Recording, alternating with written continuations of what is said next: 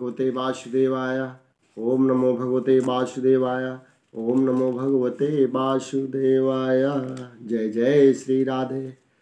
बंधुओं, श्रीमद् भगवत गीता में भाग 5 में प्रवेश करते हैं। एक कल्पित दृष्टांत के बारे में बताते हैं। जय जय श्री राधे। बंधुओं, 2 भाई नर्मदा किनारे नहाने के लिए गए। बड़ा भाई नहाकर निकल गया। छोटा भाई नहाने के लिए 2-4 कदम आगे चला गया।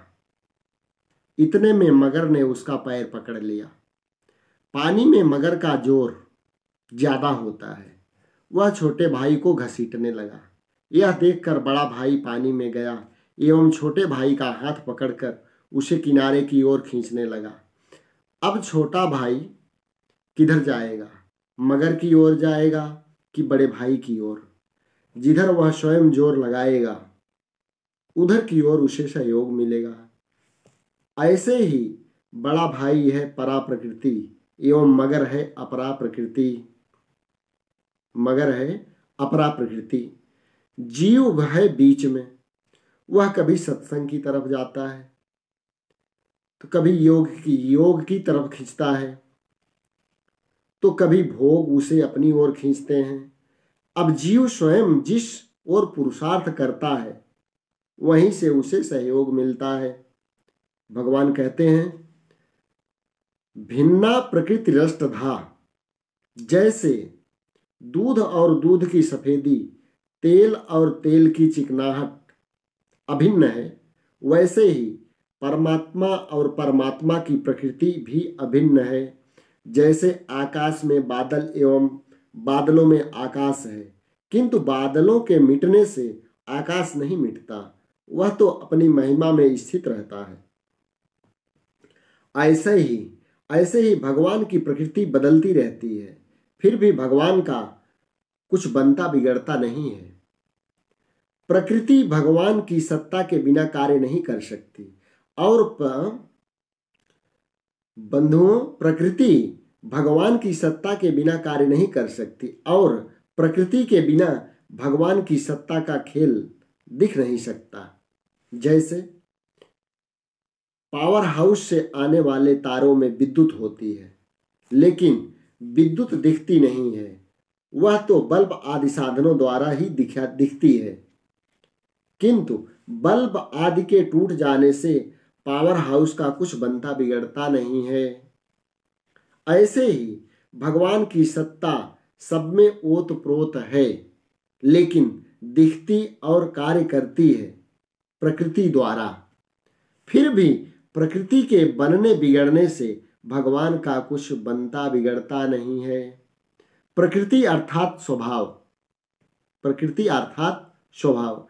जैसे पुरुष एवं पुरुष की शक्ति अभिन्न है, वैसे ही परमात्मा और परमात्मा की माया अभिन्न है।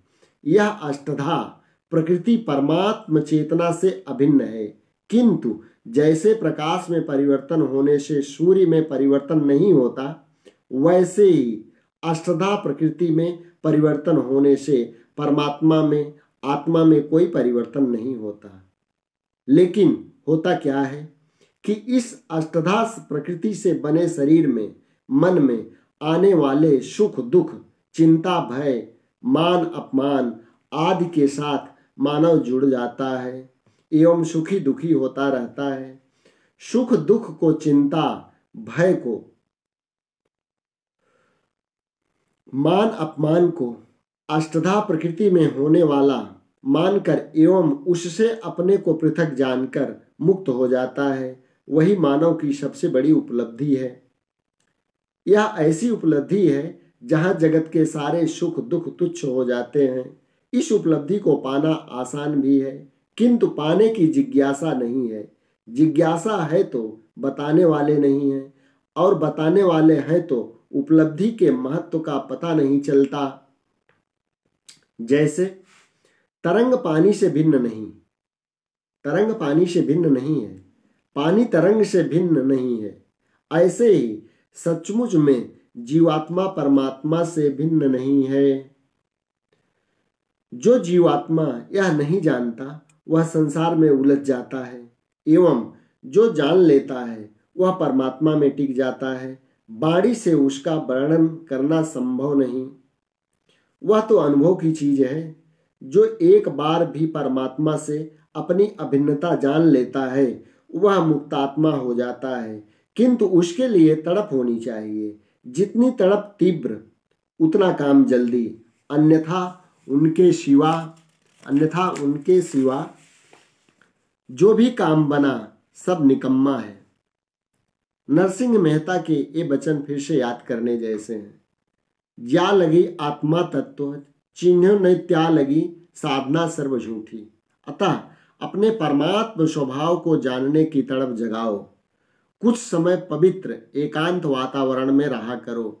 वर्षा में कुछ महीने प्रभु प्राप्ति के लिए, सतत अभ्यास के लिए निकालना बुद्धिमानी है, और पूरी जिंदगी संसार में खपा देना योग्य नहीं है। प्रभु करे कि प्रभु का अनुभव अपना अनुभव हो जाए। ऐसे दिन कब आएंगे कि परमात्म प्राप्ति के लिए हमारे हृदय में तड़प जाग जाए। जय जय श्री राधे।